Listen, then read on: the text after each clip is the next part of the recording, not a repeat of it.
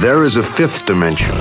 About the unknown. Beyond that which is known to man. The Garden of Thought. The Babylon Project was our last best hope for peace. Unexplained. Mythology. This is the dimension of imagination. It is an area which we call The Garden of Thought with Jeff Lippman. Eventually, our sun will grow cold and go out. You're listening to something much bigger, something hidden in plain sight. It won't just take us.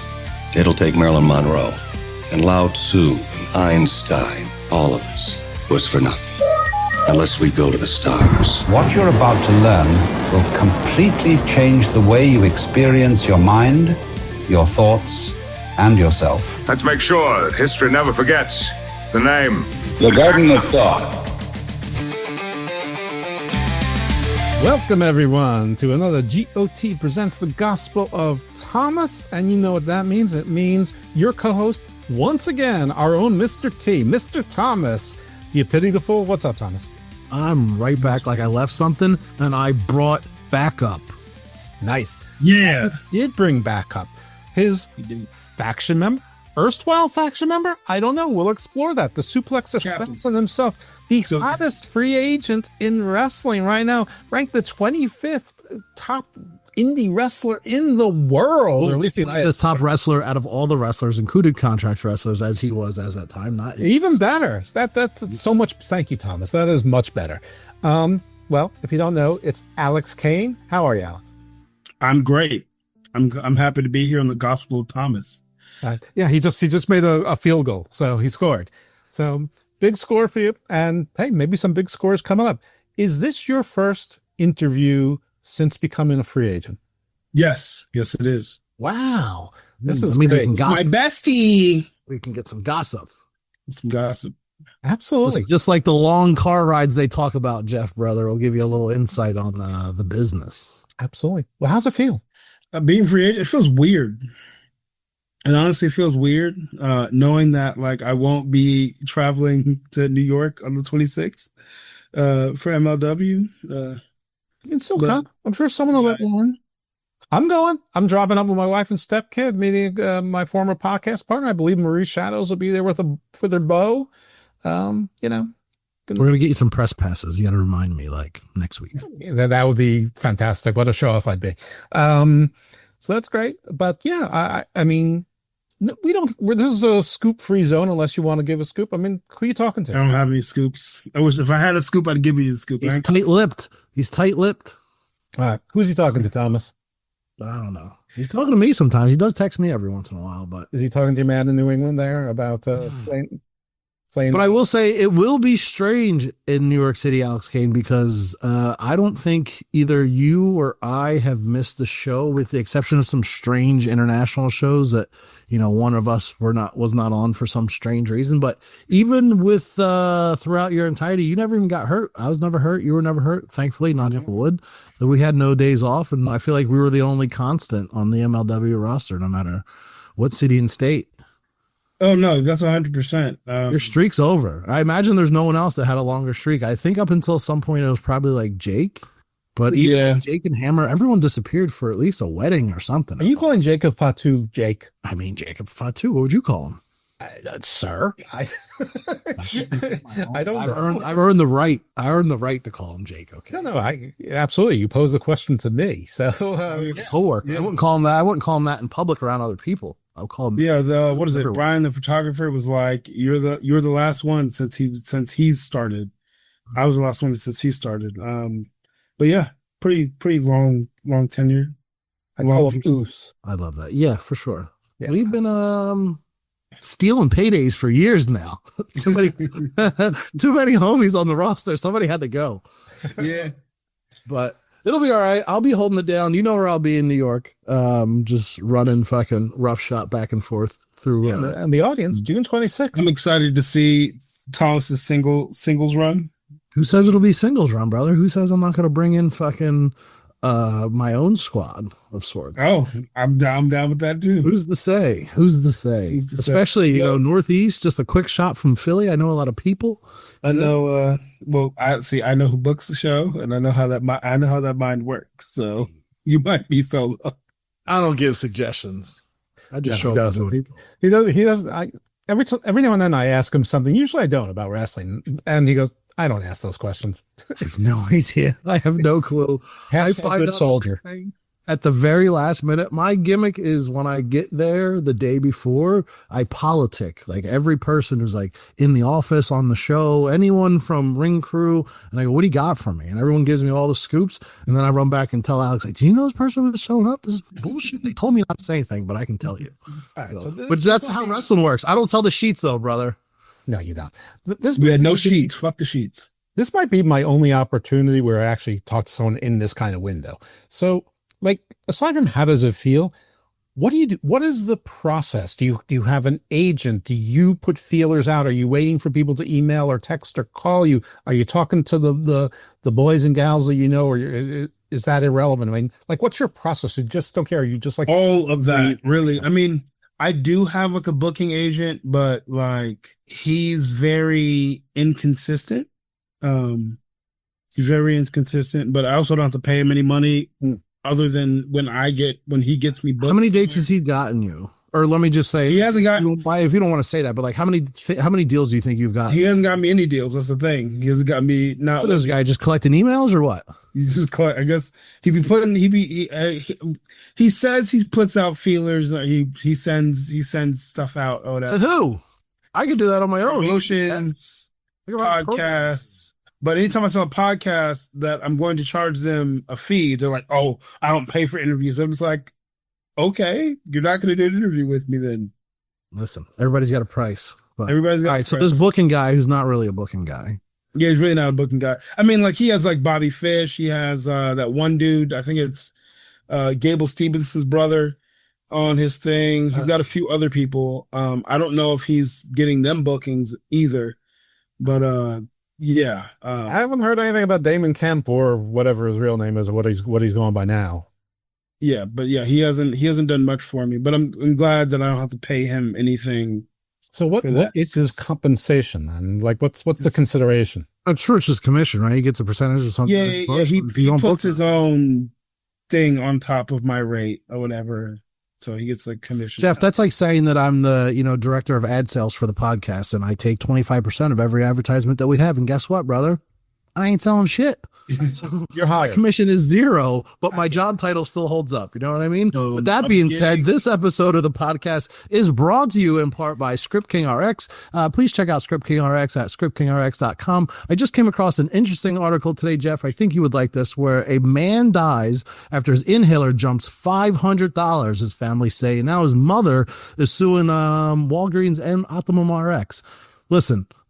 She chose to not pay the extra $500 to put it on her credit card, so he opted to die. So if you care about your children, use a discount card at the pharmacy window. ScriptKingRx.com.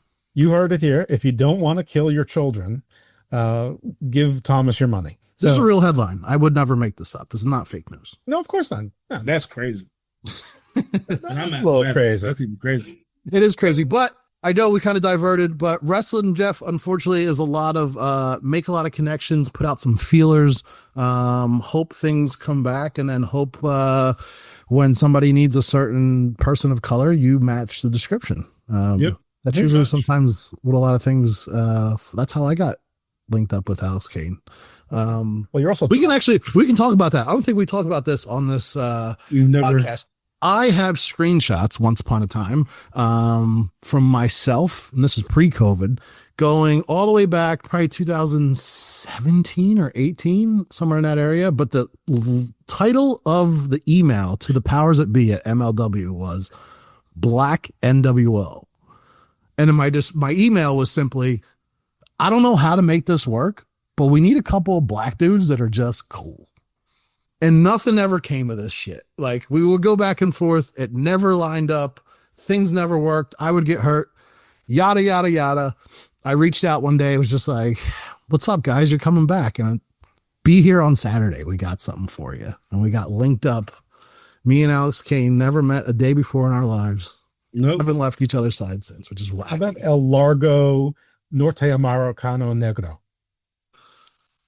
Too many words. That's too many words for me, Jeff. You know, I got 3 words max in Spanish.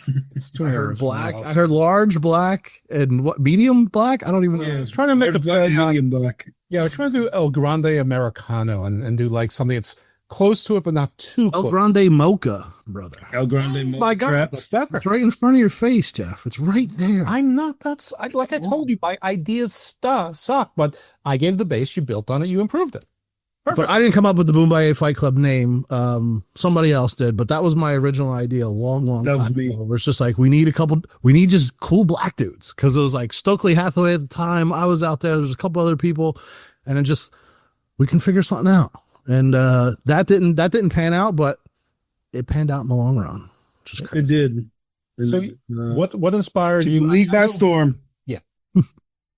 Bomaye is, most famous from Muhammad Ali, from his fight.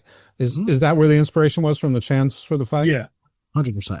Did anyone look into what it means and the background of it? It means finish and kill him. That's right. Damn, come on, Jeff. Don't think we're out here unprepared. No, I figured you would. It's just, 5 years ago, you were on the cusp of not being able to do it. Now, if you did kill him, well, I don't know. The IWC seems to target only a couple promotions. And I mean, that's what I really enjoy about the lucha wrestling. I love their names. Their names are so silly. All of them could be topics from my regular podcast. It's like Atlantis and the Sphinx and this and that. And then you can have a guy that's a caveman. I mean, can you imagine? With that being said, I need you to text me on Saturday when this AAA show's on and remind me that it's on at 3:00 in the afternoon when I'm living my life, so I can stop and watch me some lucha. Brother. You know what? Your match is going to be on 10 o'clock on YouTube also. MLW is going... What? Chamber? Is that 3 wrestling shows in one day? Yes, that is. I'm not sure if those will make it out in time, but on the 7th of June, I guess it'll be When Worlds Collide at 3:00, Money in the Bank at 7:00, and 10 o'clock Eastern Standard Time on the YouTube. It's MLW presents War Chamber. That's right. Now, we know that the two of you survived. The chances of the show dropping before the 7th are extremely slim. In fact, the chance of them being ready to be dropped, I control when they're dropped. So I can guarantee that I will not spoil it for the 7th. Do you want to tell the folks who, so I know, but I won't tell anyone? I don't know. You had to be there. You got to think about it. You did give me a scoop once before, and I did not use it myself. You said give it to someone else, and I did. And I almost tried to talk you out of it. So you just keep that in mind. But we don't do pressure. We end up being victorious in the War Chamber, due to tape delays, thankfully. But yeah, we came out on top. A hard fart battle. A hard fart battle. Lots of cool moments. Yeah, that too. Yeah, that'll be fun. I mean, with the old guys like CJ and one of these cool moments in this left bicep tendon. Still waiting to figure that out. Oh my God. So hopefully that goes away, because brother, it's not getting any better. All right. Can't wait to watch back and see what the hell happened. Yeah, I can't wait to see it. I can't wait to show people at work. Jeff, there's nunchucks. Oh, the nunchucks sucked. There's nunchucks. That's all I'm gonna say. There's tables, there's chairs, there's kendo sticks, there's nunchucks, there's a steel cage, there's barbed wire, there's fighting going on. And lots of blood. Jeff, there was also a staple gun, but I threw it outside the cage. I wanted nothing to do with it. I don't get down with that freak shit. I know. You're too pretty to bleed. I understand. You threw it over the wall? I threw it like right through the fence hole.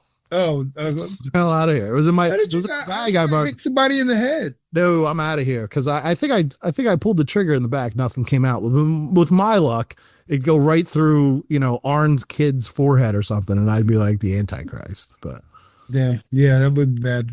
You never know. Is he like the next big thing there? Who, me? No, not yes, of course. No, I am the next big Brock thing. Anderson. I think so. Okay, I think so. That's I think he's got a good heel run in him. Yeah. With a good heel manager.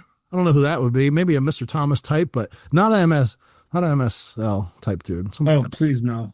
Somebody else. A good heel manager. Like a Stokely. I think like a Stokely Hathaway, something very strategic and little. Yes. We're just yapping. But also has like some personality. That's all. I think he'll have a good run on him. He's got to figure out what to do with that hair though. Mm-hmm. He's a haircut away from being a superstar. You heard it here first. Where are you from? I'm from Atlanta. Oh, okay. So Bad Street. There's tons of shows down there. You got all the Zicky Dice stuff. He's always putting something together. And you just did something the other day with Ziggy Dice, right? You were on the same show as him. No, I did Now That's Wrestling on Monday. I wrestled Matt Riddle. How's that? That was 2 days ago, right? Yeah. How was that? Now That's TV is now in wrestling, but majority of what they do is like Black Crash TV. So like baddie, like Yeah. I don't know. Like I don't even know if you know like baddies of Africa or baddies of Sure do. yeah, whatever. That style of shows, they do that shit. Like Bad Girls Club type shit. They do that kind of shit. That's wild. How was the match at Riddle on Monday? It was a lot of fun. It was a lot of That fun. wasn't your first time working him though, right? Yeah, first time working him singles. Yeah, I enjoyed that match. We did that. I want to do it again. Easy, right? True professional. Truly. I want to hear more about these baddies. Have you seen Baddies. it? I've never watched. Talking about, or am I making this up? Huh? Wherever they have like, there's like a fucking wrestling ring in the middle of a mud pit in like fucking Ghana somewhere, and he's like, No. That's soft ground wrestling. those black chicks that were in like full head to toe. Yeah, that's soft ground wrestling. Somebody. They're not. I know I don't understand their language, but I don't know if they're not calling spots or they know this whole match, but they go so fast, so hard, it doesn't even look like they can call spots. And they're hitting shit on the money. They're fighting each other. That's the other thing. That's fine. You can only do one match a year there because you're going straight to the fucking hospital. They're beating the fucking dog shit out of each other. Where are we going to find this? I don't know. It comes up on my It's Twitter. on YouTube. I will send you a link next time it comes across my screen. All right. I go to Thomas for my pop culture stuff, or sometimes he just puts out things in pop culture and I don't realize they're pop culture, which is should be surprising because I'm very elderly and out of touch and I'm basically a shut-in. So, I don't like outside. Everyone's like, touch grass. I'm like, no. Yeah, no, I have pay for air conditioning. Why do I want to go do that? So anyway, I did want to sort of give a short shrift to your experience now. I mean, it's not been a lot of days. We're, recording this on Wednesday, the 4th or 5th, whatever it is, the 4th, of June. But I think a lot of fans would find it a little bit strange that like, there's such a quiet. It's not this slew of activity once you hit free agency, especially when you've been on TV promotions and you've got a name and you're so high on the lists and things like that. You think like Shawn Michaels is calling and then Tony Khan or whoever his people are calling and, Billy Corgan's calling, and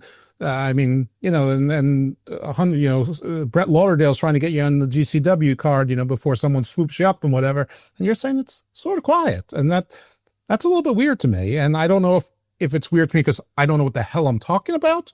And that's just the way it is. Or is it weird? Yeah, I think it is weird. Definitely. But I think because there's so much there's so many like released talent from like WWE and all that other shit. I feel like that kind of like clouds things a little bit. So like it kind of like blocks any shine, any independent wrestlers we get or whatever, because everybody's focused on these guys that just got released, guys and girls that got released from WWE. But also being a black wrestler, like, unless you check every single box, like they're really not looking for you. So, yeah, it's strange. It's kind of stupid, but it is. Which are the boxes that you think are there and which are the boxes that you don't think that you check? Just like my overall like body, like look or whatever. Like I'm not lean enough. I'm not big enough. I'm not tall enough, but there's nothing I can do. Eddie don't do enough flips. What the fuck? How can you not be tall and not do flips at the same time? No, I'm just kidding. And flips the other person. But yeah, I think like those are like the three boxes I don't check necessarily yet. But I mean, I can talk and I can wrestle. So, do you feel like your location hurts you, like, because being like based out of Atlanta? Do you feel like that kills you? Yeah, a little bit. I think if I was in the Northeast, I'd probably be booked. Because everything's a car ride, more or less up there. But the other thing I've learned, and like, I'm not out there and I'm not the biggest watcher of independent wrestling. I don't watch any independent. I don't watch. But it seems like everyone has the same set core of roster that they use over and over again, which is fine. But the one thing I heard, ironically, on I think Busted Open, not to quote bully Ray any day of the week. But one of the things he said this week was like, sometimes it's just like right place, right time. Yeah. Like it may not like, you know, it may be slow right now, but you don't know what happens 3-6 months from now. And there's always a shuffle. Like there's always a wave of people to get hurt, a wave of people to get signed, a wave of people to get released, a company that goes out of business, 2 companies that start, and then any random reset button of, you know, any type of wrestler, and then just everything falls apart, or somebody gets the book, or somebody goes in a different direction. And then it's just a whole new world. But I don't want to get into anybody's business, so I don't want to use real numbers. So so make things up. But like, how do you know how to set your ask? And if you are competing with WWE NXT wrestlers that are released, and it's some AEW wrestlers are starting to get non-contracted, non-renewed. I mean, you can come in under them to be more competitive, but you don't want to price yourself down. And really, when you do it, you're doing it to a lot of other wrestlers that are sort of the same stature as you. So, the industry, sort of comps itself. So like, who helps you with that? I mean, Thomas could, but he doesn't take bookings. So I had one of my friends, I think when I initially like started to like gain some notoriety, she set my rate at like 150 or whatever, because like that was like, it was like a good enough rate to where like you can put a flight on top of that, maybe a hotel or whatever. And that pretty much works for everybody. And it did give me a good bit of work, but then it's like, once you start building your name, like you should be able to, with your experience, charge more money. Sure. But like, I've noticed that like, that's not always the case. Like some places, like if they're already bringing in other names, I know you have money or whatever. I'm not going to run your pockets or whatever, but I'm going to charge what I want to charge. But like, if you are like a smaller promotion or whatever, and you're going to book me for more than one date, then yeah, I'll work with you on that. I'll probably do like 250 to 150 or whatever, somewhere in that ballpark range. But like, yeah, like, I guess as far as like rate goes, like no one's really taught that. And like, until you do have a name, you really can't charge too much. And a lot of promotions don't pay trans or whatever. So like they'll give you like $20 to wrestle and your gas, but like that's nothing. Still somebody who's been on MLW for 5 years and held titles and got ranked and all that, $20 and gas. No, not me. If they ever was like, oh, we only pay $20, I'm like, yeah, I can't do it. I'm sorry, I'm not going. I'm not worth risking my body for that. Fuck no. But no, like, so like when I charge what I want to charge versus what's safe or whatever, like some promotions will just like, they'll ask you for your rate. You'll tell them the rate. If it's too high, they won't say, okay, that doesn't work. They'll just ghost you. That shit's annoying. Yeah, listen, as someone with a sales background, simple communication is not a strong suit of a lot of business owners, and especially a lot of these. Let me just say this without offending anyone. Most of the people who are running wrestling shows are not fucking good businessmen. That's why they all fucking go out of business, and that's why they all make bad business decisions, which makes them, sometimes their ability to communicate is just very lackluster, as it would in a real life setting, which I find to be terribly frustrating.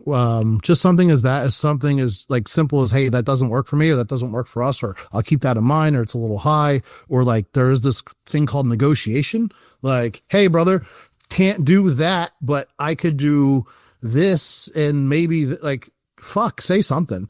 But just to be like, because even back in the day when like the Devastation Corporation used to take very few indie bookings, it seemed like people were just emailing just to find out what the rate was.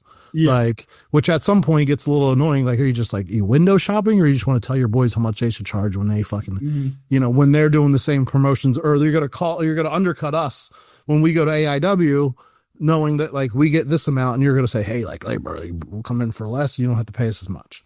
So bad business in every sense of the world. What's that? Everybody has their nerd friend. And there's got to be nerds out there who are also good at professional wrestling, or good enough to be in the industry, and you all know them. I would think that, like, I know there's no union or guild, that there's I don't know, you have a group chat or whatever, a friend group that's, 50 or 100 of you or whatever, and you sort of know this is what GCW pays, this is what NWA pays, this is what this one pays, this is what that one pays, or they're different rates, and this is what, someone with your experience around, that's the range. Like, is there anything like that where since there's nothing else out there, help each other? There aren't enough wrestlers in the industry that are pro wrestler, if that makes sense. Yes. Like everybody's selfish. For the most part, everybody's looking out for themselves.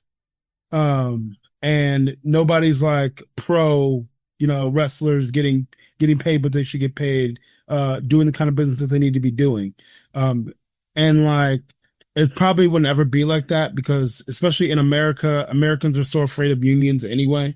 Like I've had at least a few people, especially like earlier in my career, that wanted to start like some pro wrestling union or whatever. But like, then people are like, oh, I got to pay dues. I got to do this. I got to do that. But I'm like, if you pay these dues and they're actually able to, and promotions actually join as well, it'll be in the long run. It'll be. I think it'll be better for everybody else if it's ran correctly. But that's the other. It won't be. It's wrestling. They'll fucking steal just like they do every fucking 10 years. Somebody's pension, your uncle's pension gets stolen because some fucking quack ran off with it. It's just a bunch of carnies. You can't trust people.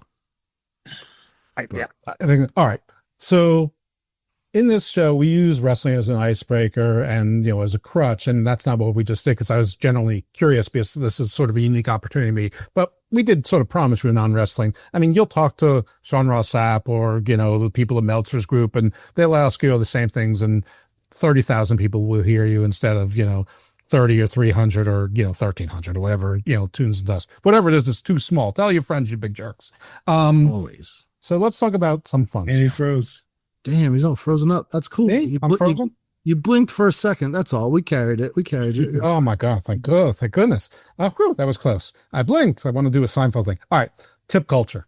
What's your thoughts on tip culture?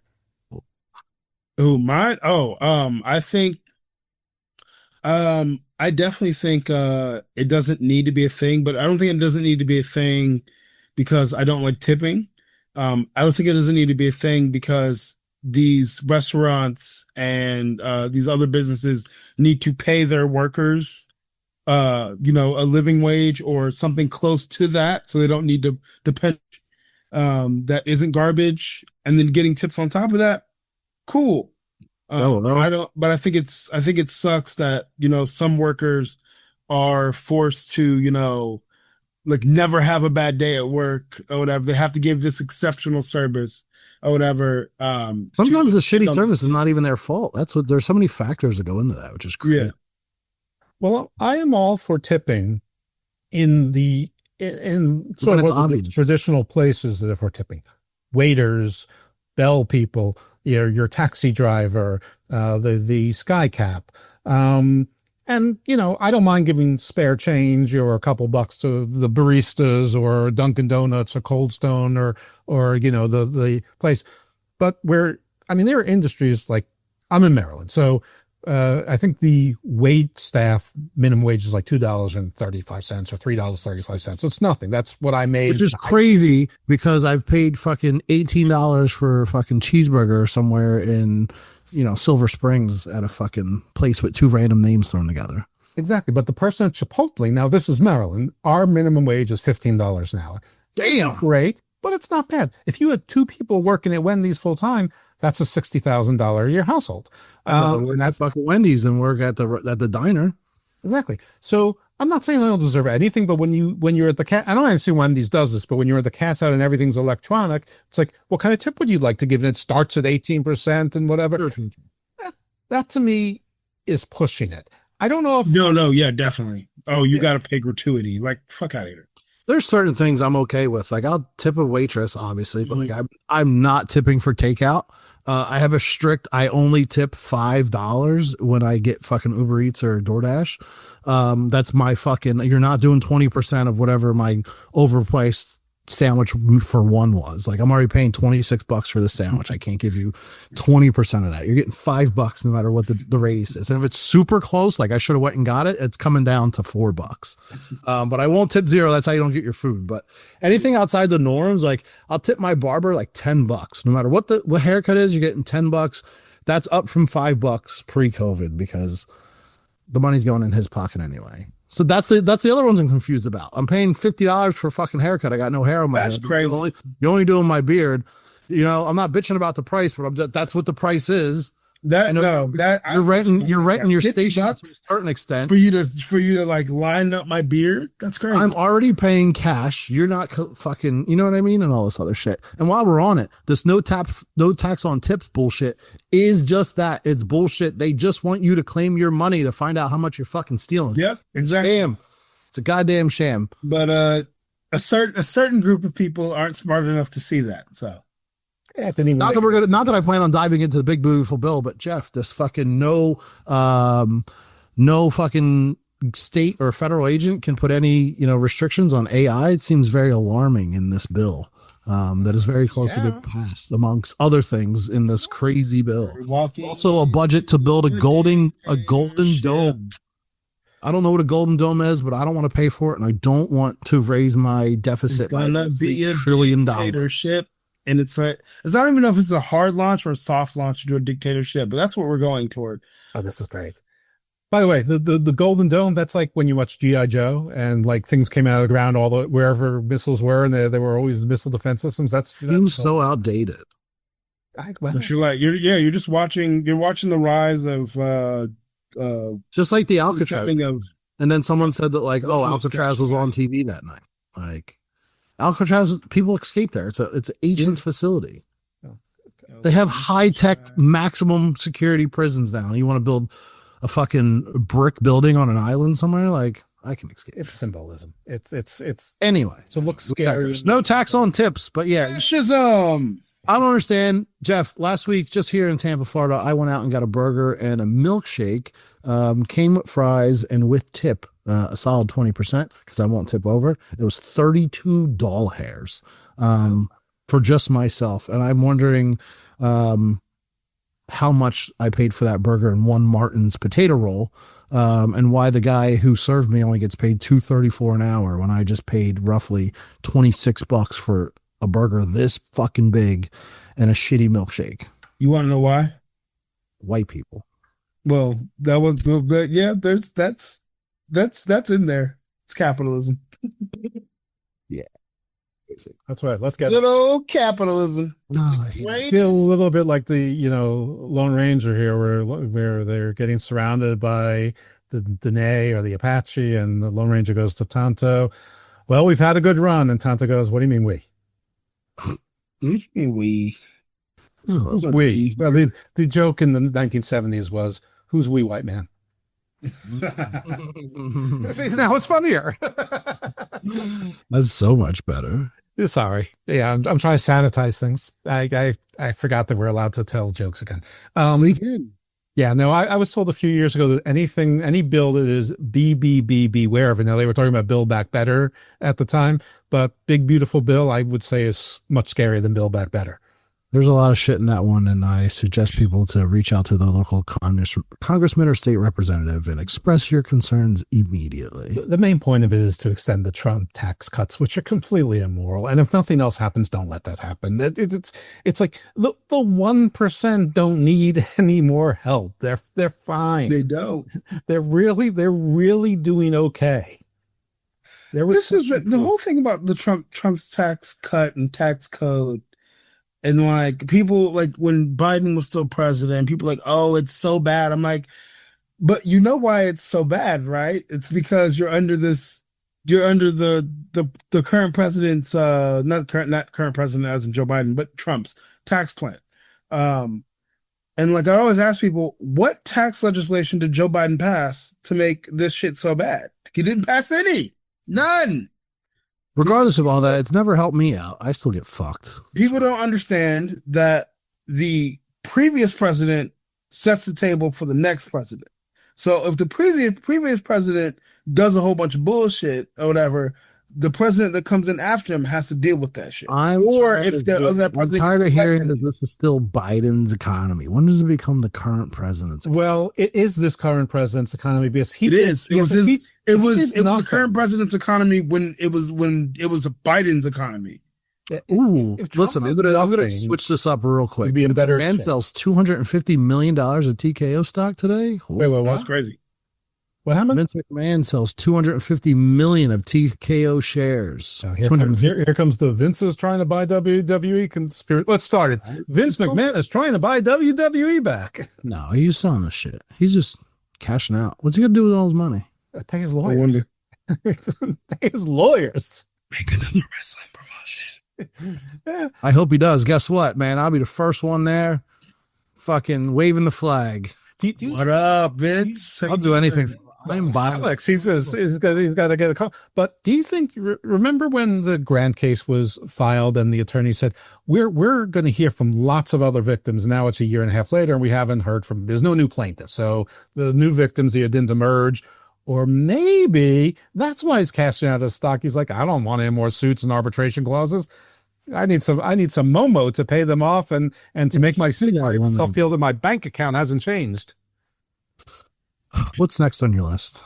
All right. I just want to know what $250 million looks like in person. It looks like you can't even see it. Trust me. It's electronic. It's electronic. It just feels comfortable. It just feels real. You sleep real good at night. You don't see it, but you can feel it around you. It's like when the witches. I've just drove by places that they have it. They don't worry. Building. They don't worry about it. Tampa's crazy, dog. There's some big fucking houses down here. Just search Dr. Patel's house, Tampa, Florida. Any listener, it means nothing. Search Dr. Patel, Tampa, Florida. The craziest house that's still not done being built. This place is a palace. This doesn't sound stalky at all. All right. Well, the next thing was sort of related to the tip culture, but it's a little bit more. It's not specific to wrestlers, but I think you guys. It is specific to wrestlers. This is very wrestling specific. All right. I'm just gonna say that GoFundMes. What are your thoughts on GoFundMes? Holy shit, that's fucking insane. He's looking at the house, not GoFundMes, folks. I told you. I told you. Not gonna work. Doesn't matter. No. That house is like a fucking amusement park. Dr. Patel is crazy. He's a big contributor to the community here. The guy really does give back. I don't know where he gets his money from, but he's got like a $40 million crib around the corner. That shit is wild. I'm gonna go with patent infringement in India. Yeah, something fucking stupid. So what are my thoughts on GoFundMe? Sure. I feel like GoFundMe is everybody's introduction into like socialism and communism. Because like you're giving these people this money that they're asking for or whatever. And like we could just collectively do this as a society and have it go into like a pot or whatever and take care of everybody. But like, we don't want to do that because that's socialism and communism. But if we were able to like slap another economic word on top of that, I think people might go for it. A fan tax. One of the things I heard recently was like Asian Americans, specifically Indians. That now we're talking about Dr. Patel, especially in like the hotel community. They have like Asian American Hotel Owners Association where they do like small, low interest loans to like help each other in their own community. Jewish people do the same thing. Why don't black people do this? It's crazy. But I say all that to say this. I think there's a right place and a right time for a GoFundMe if it's legitimate. But unfortunately, we live in a time where we've seen so many scams, and especially everything in wrestling specifically is so fucking scammy that every time it's someone's new GoFundMe, I will never, ever, ever give $1 because I click on it and it's some like absurd amount of money that some random girl has collected for some random thing that means nothing to nobody. And they're just taking advantage of an audience. You know what I mean? The people who fucking need it usually don't end up getting it because there's like actual people like, I'm not going to name any specific situation, but like, the people who need that money usually don't get it. And it's, the people who were just, again, a shitty indie wrestler that gets hurt that should have had health insurance in the first place because you chose either not to have a real job or just to not to use all the money from selling your fucking socks to buy healthcare. So when you get hurt, you take advantage of your fans to make them give you your hard-earned money, or them their hard-earned money to you, so you can sit the fuck at home and continue not to work because you got hurt when you could easily had a day job, had a remote job, had an office job that you could have fucking rolled your ass into on Tuesday after you got surgery and continued to pay your bills. No, you're going to sit home and do fucking nothing and not even work out and just take money from your fans because your fucking GoFundMe raised $33,000. Bullshit. That's bullshit. Yeah, that's all. End rant. We're not going to name nobody. I'm not going to at nobody. If it sounds like someone, but you'll tell me later. Got you. If it sounds like someone familiar, I mean, if the shoe fits, it is what it is. Yeah, that's all. I mean, I have feelings about it. If I feel especially strong about it, if somebody was on TV for 20 or 25 years, more or less consistently, and you know that during the heyday they made a lot of money and they were clearly irresponsible in some way, shape, or form. I don't want to say any names, but generally there's lots of people that fit that are or were doing GoFundMes. But if it is some, indie, person who's, probably in the first 5 or 10 years of their career, I'll say once they're 22. If they start training at 16, I'm not calling them a 6-year veteran at 22. But they probably don't have health insurance. They probably don't have a career. They probably spend a lot of time on this and they're not making any income. So I'm sympathetic to that person. I understand that you're being a mark in that case, but it's targeted philanthropy is the way I see it. I mean, if I give money to the Salvation Army thing, I don't know where that money is going. I have to trust some audit of the Salvation Army. And I'm sure the Salvation Army is terrific, but there's other, like Wounded Warriors, like 98% of it goes to administrative costs, okay, great. So, that's sort of where I come down on it, but I feel even a little judgy there. So people have setbacks in their life and I don't have the time to study this person's biography. Exactly. And I think we're all saying the same thing where it's just like, it's not a matter of like giving. It's just if you're giving to the right cause, it's actually getting to the cause, because that's usually the biggest red flag, which is why I'm so glad we don't see the fucking middle pink rope on Raw every week in whatever month Susan G. Coleman steals fucking money for cancer research, because only 3% of their fucking, actual money goes to actual research, but yet the CEO can make $298,000 in salary. Like, what are we doing here? So are we saving titties, or are you just fucking no? Yeah. Like, of all things, you know what I mean? So it's like, I think the more light gets shined on that, and the more there are GoFundMe scams. Like, I know there was like whatever that homeless situation was. Again, it just burns people so many times. I just don't understand how the site's still functional. And again, it's completely different if the science teacher's house burned down and he has 3 kids and they lost fucking everything. Hey, maybe let's donate some money so they can help get their shit back, or at the very least, not live in a fucking Motel 6 until they can get their fucking shit back together, or whatever the situation is. But again, not because you got hurt at an indie show being fucking reckless because you weren't that good in the first place. Yeah. I'm done. It does make me sad that there's an industry where somebody, and I've said this before on other shows, so it's already out there, where somebody like Bobby Eaton, his family needs money to pay for his funeral. I mean, and that's an industry issue. I'm not saying anyone should give to the GoFundMe. I didn't. I kind of thought that about Sabu. That's kind of came up where I'm just like, come on, man. Like, I don't know. I mean, I don't know how much funeral arrangements cost, but like collectively, all the people who put out all these Sabu videos who were more well off than your average wrestling fan who made tens and hundreds of thousands of dollars over the last couple of years. Like, you guys, again, maybe as a union, you could have fucking had someone that contributed some money to the side to help take care of people like that. The first person I thought of was Marty Jannetty, how he's just still like fucked up. Like, his ankles are like the worst of the worst. If you've ever seen him, like, he like walks on the... Saw him at WrestleCon. Yeah. That was... I worked a training match with Marty Jannetty at Shakara before, when he was doing those Shakara stops. He stopped in, I swear to God on my life, Jeff, it was me and Juan Francisco de Coronado versus Mike Quackenbush and Marty Jannetty in a fucking practice match where he proceeded to forget everything on his hot comeback. And I had to call it from across the ring. And I have a screenshot where he tweeted me. It was like, it was a great time, brother. Anyway. Sure, for you. What a time to be alive. I can get you. I can hook you with some local ladies in town. No, thank you, Marty. No, I'm all set. I'm all set on that one. All right. I mean, I don't want to, throw the Eatons under the bus or whatever, but I just think that someone like Bobby Eaton should have made a whole lot of money, and it shouldn't need to be that way. But yeah, if there was a union, you'd have, whatever a 401k or whatever a SEP is that you could withdraw from that gets paid on. Sure. And I think the least life insurance plan. These health, I don't know what they're paying out for these Legends deals, but like all these guys that they have under Legends deal, can we make sure these dudes are getting proper burials? I'm not saying they need a fucking tomb in Cape Girardeau, Missouri, but can we make sure these guys are getting cremated and the body's going somewhere, or they at least get a casket and a fucking headstone somewhere? I'm not saying that it's got to be, you got to pay for the reception and the party, but can we make sure that, these older guys are at least getting into the ground and they're not just being donated to science? Like, they fucking put their bodies on the line like the rest of us did. And if they went through the WWE system, especially someone like Bobby Eaton, who's pretty much probably in the one of the Hall of Fames, right? Okay. Or at least has been around to have enough wherewithal. Like everyone knows in the Hall of Fame. I mean, I don't know. Exactly. Like how is the biggest corporation in the world who's extremely profitable not covering at least funeral costs for the people who they have action figures made for? Well, I mean, they just released R-Truth. I mean, they're not paying for people who worked for them 20 years ago's funerals.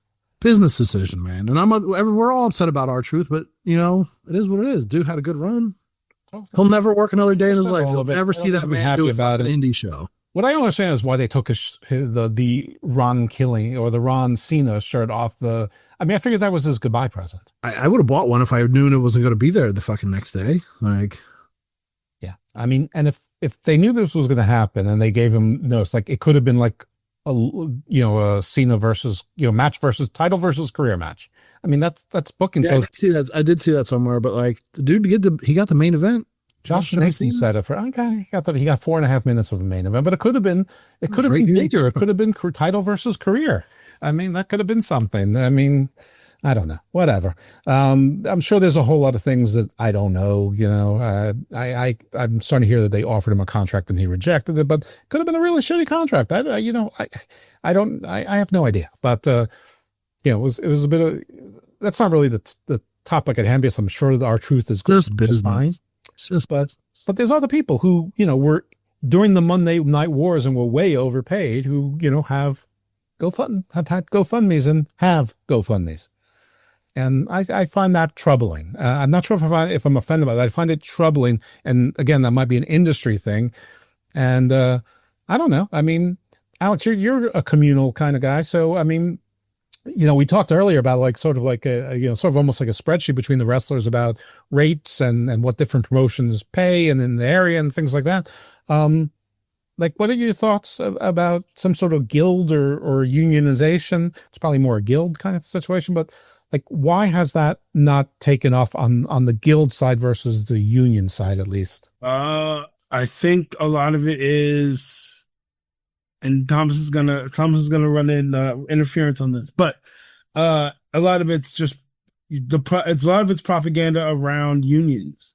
We're told, by Amazon and Jeff Bezos and all these other high up billionaires and stuff that unions and guilds and stuff like that are bad. They rob people, and I'm sure that some have and some do, but I know in other parts of this planet that we live on, unions work extremely well. And, they see that, the workers get their fair shake, and, they're actually listened to. The beef with unions is, for number one, you never hear anyone who's in a union complain about their union ever. I can relate to that. Yeah. In my hometown, all my friends and my close friends, these fucking dudes either work for Verizon or Pico or, who's a local energy company, whatever the case is, they dig fucking holes.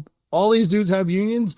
All it does is protect you from being fired. And people don't fucking like that. That's why Jeff Bezos doesn't like that. It does nothing but make sure that you can't fire someone for some bullshit reason.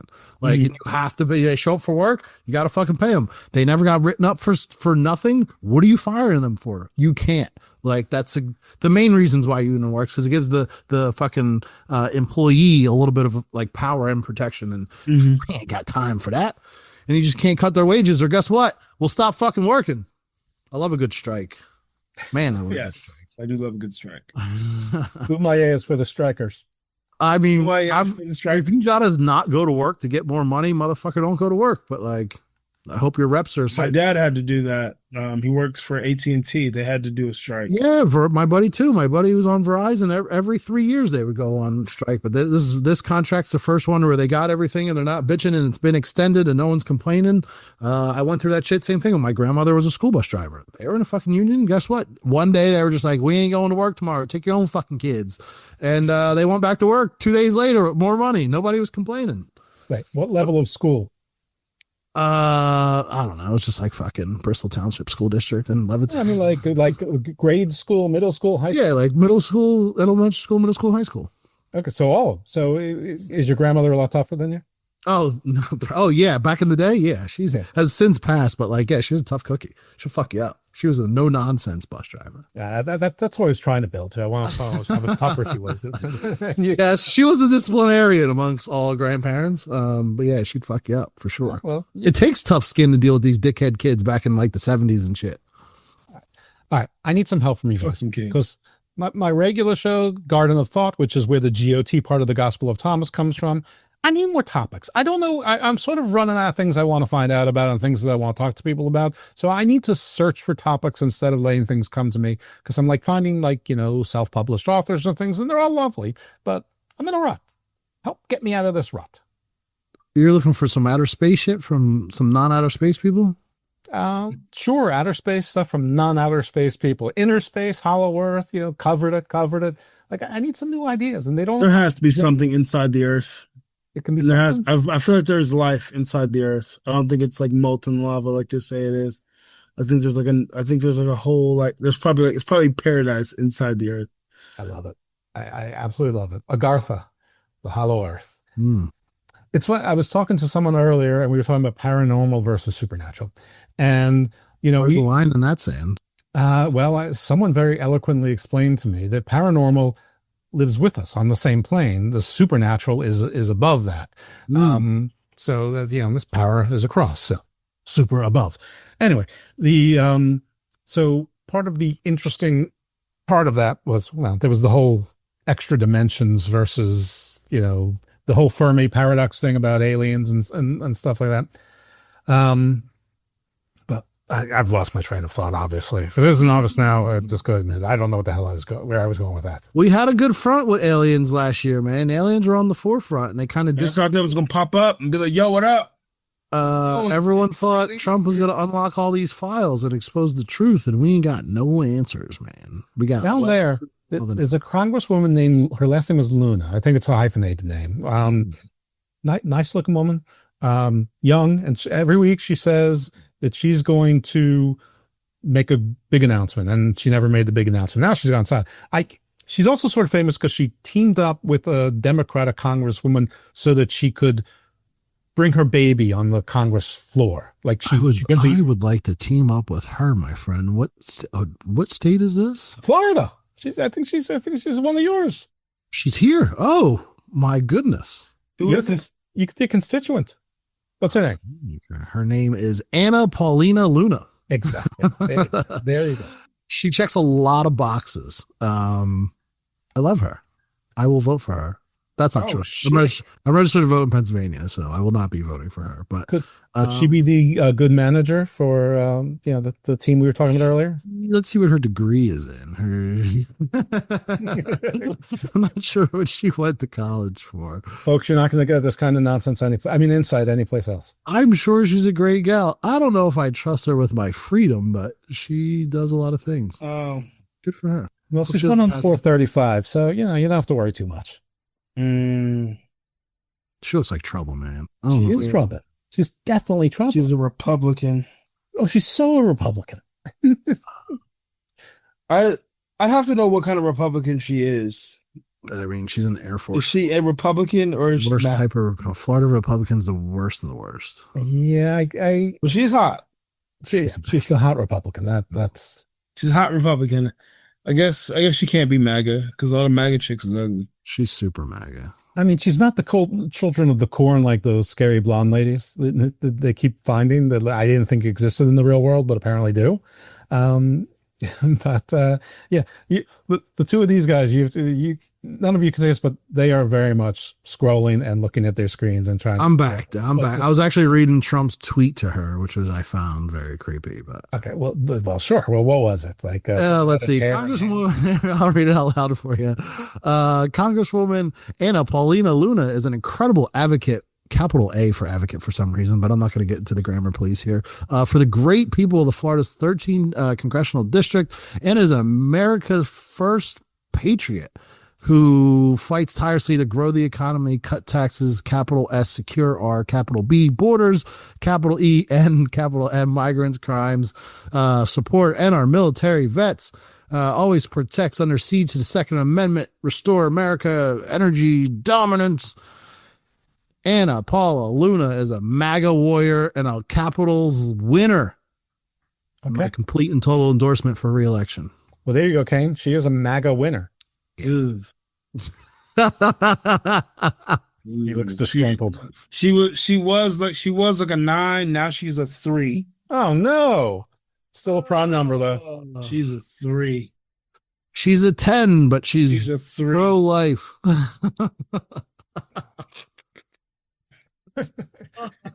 the worst kind of woman. She's her centering men. Oh my! Men that want to take away her rights. That's crazy. All right. Let's not get into Let's get into all of that. Oh, no. He's the guest. I'm protecting my own views. I have no political views. You don't have to share. I just agree with everything the guest says, and next week say the opposite. I love it. Jeff, I was really hoping that the IRS was abolished by the time I paid off my taxes, but yeah, that picture you sent me, I cried for you. Well, when the IRS is abolished and you write that check to the IRS and it still gets cashed, aren't you wondering who cashed it? I don't know. They made me send it electronically. And, the crazy thing is, I don't know where this money is going to actually physically go. It's going to go to build Golden Dome and I'll be very upset. But just think about that $250 million. All right. I'm okay with the Golden Dome, to be honest with you. It's about one of the only things I am okay with. But that's not. Got a speed round. Is there anything less on that list of topics, Mr. Jeff? No,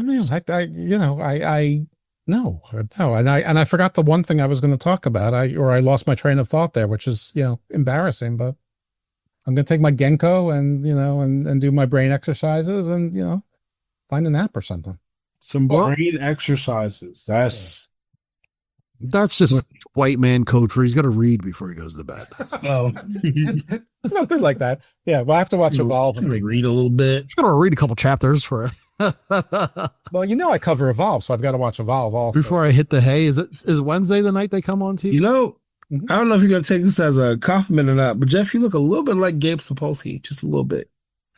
A young Gabe Sapolsky, actually. Listen, it's better than Kevin James, which is who I usually get. You got the same shape as Gabe. That's what I'll say. When I wasn't so fat, I got Seinfeld a lot. But we were both younger. Alex Kane. Yes. Plug your shit. Tell the people where to find you. Tell them how to support you. Tell them where they can listen to your views and opinions and all your rants and day-to-day bullshit and how they can. You can listen to all my rants, my day-to-day bullshit on TikTok. And that's the TikTok handle is Alex_Kane11. Thomas loves all of my TikTok content. I'm sure. He really does. The same handle is on Twitter, so follow me on Twitter. You can listen to my thoughtful messages to the world. I say a lot of good stuff on there. YouTube, Alex Kane 1. Go subscribe. I literally woke up the other day. I had like 1,000 something subscribers, and I was like, "This is cool." I don't do much on YouTube, but I need to do more though. I have merchandise on brainbustertees.com. I have merchandise on mlwshop.com, foryourwear.com, which is black owned. So go support a black owned business. There's one other place I can't think of right now. Where are you wrestling? Anywhere soon? Anywhere coming up? I will be at Southern Honor Wrestling in Canton, Georgia, this Friday, doing commentary, making fun of my opponent coming up, CT Keys. We're building stories, brother. These guys are working 2 shows in advance on an indie scene. Damn. Love to see it. And then selling tickets to the next event. Friday, I'll be on Action Wrestling. I'll be dismantling the Good Hand, which is Shug Dunkerton, the Wall, Tyler Stevens, and Casey Owens. Casey Owens is the guy that I'm wrestling. I used to be in the Good Hand. I caught a whiff of some bad shit that Shug was doing, and I'm done with the shit. And now they're putting the funk on me like Thomas always wanted to do. Damn. Oh my God, they're putting the funk on him like George Clinton and Parliament. Speaking of the funk and George, are you going to do a photo shoot with Jamie Hayter or what? Man, somebody said she lives in Atlanta. That's crazy. Kismet. Maybe she does. Maybe she does. I don't really know. But if I can find some way to set that up, I want to do that. I'm sure AEW will be there at some point. She won't be booked, but they'll make her come, and there'll be 2,700 people in a 14,000 seat arena, and you can get a free ticket or go backstage. And all the places will be writing, Alex Kane was seen backstage. Alex Kane is All Elite. So, you can make a little news. You can get that photo shoot worked out.